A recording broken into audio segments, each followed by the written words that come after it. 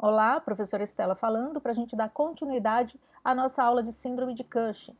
No vídeo anterior, a gente estava falando sobre o diagnóstico, a diferenciação das causas ACTH dependentes, né? Quando a gente utiliza meios não invasivos para diferenciar os adenomas corticotróficos da secreção ectópica de ACTH.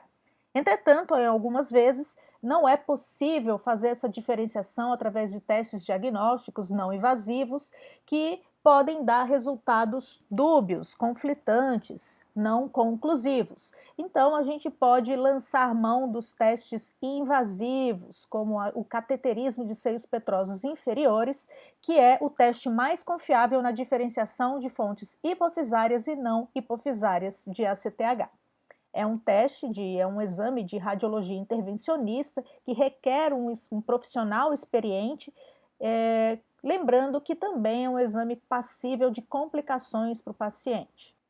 Através do cateterismo dos seios petrosos inferiores, é possível coletar amostras de ACTH nessas fontes, nesses locais, e fazer a diferença do nível de ACTH plasmático coletado na periferia. Se houver um gradiente de concentração maior, né, no caso dos seios petrosos inferiores, isso sugere uma fonte hipofisária de hipersecreção, corroborando para o diagnóstico de adenoma corticotrófico.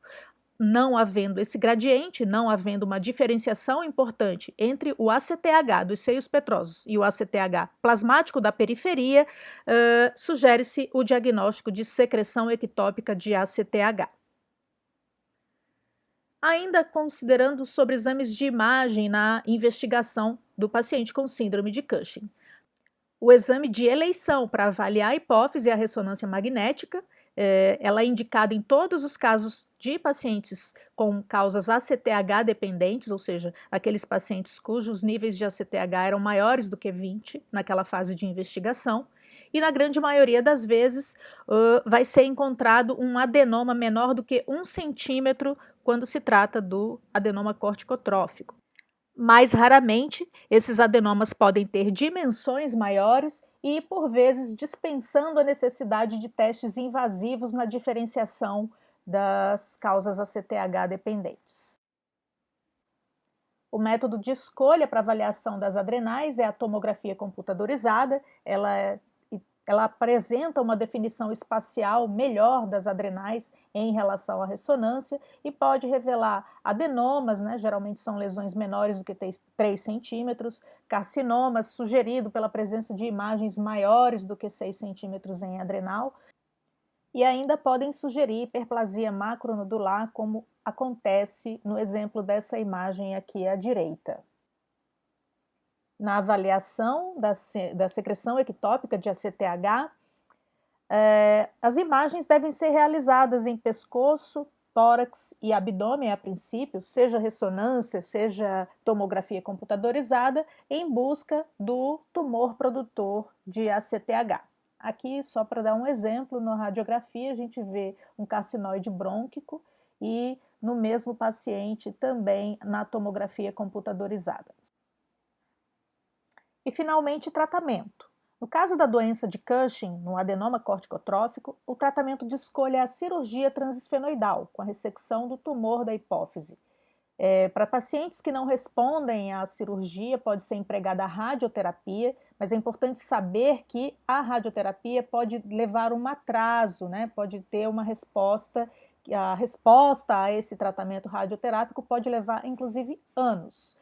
E para pacientes que não respondem à cirurgia, que permanecem com hipercortisolismo e ainda estão aguardando os efeitos da radioterapia, o tratamento farmacológico pode ser uma opção.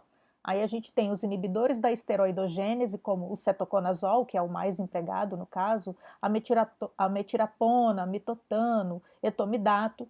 Os moduladores da secreção de ACTH, né, que vão diminuir os níveis de ACTH e, consequentemente, os níveis de cortisol, né, que são o pasereotide, a cabergolina, e ainda os bloqueadores de receptores de cortisol, como a mifepristona, que infelizmente não é disponível no Brasil.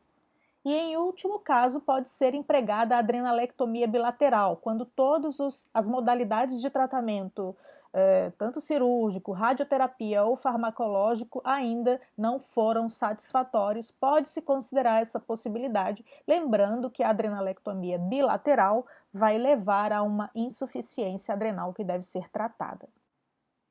O tratamento dos tumores adrenais também é cirúrgico, com a realização da adrenalectomia, e o tratamento farmacológico pode ser empregado naqueles pacientes que tiveram contraindicação à cirurgia ou naqueles pacientes portadores de carcinoma adrenal metastáticos, ainda com hiperprodução de cortisol, apesar do tratamento cirúrgico primário. Para os pacientes com secreção ectópica de ACTH, claro que se deve proceder à busca do tumor, da fonte produtora de ACTH, com o tratamento cirúrgico, com a retirada daquele tumor, mas por vezes não é possível identificar essa fonte ou a doença não é tratável cirurgicamente, podendo ser empregado o tratamento farmacológico ou, por fim, a adrenolectomia bilateral, caso não haja uma resposta satisfatória. Então é isso, pessoal, que eu tinha para falar para vocês sobre síndrome de Cushing. Espero encontrá-los em breve em conferência para que a gente possa tirar todas as dúvidas relacionadas a essa aula. Grande abraço!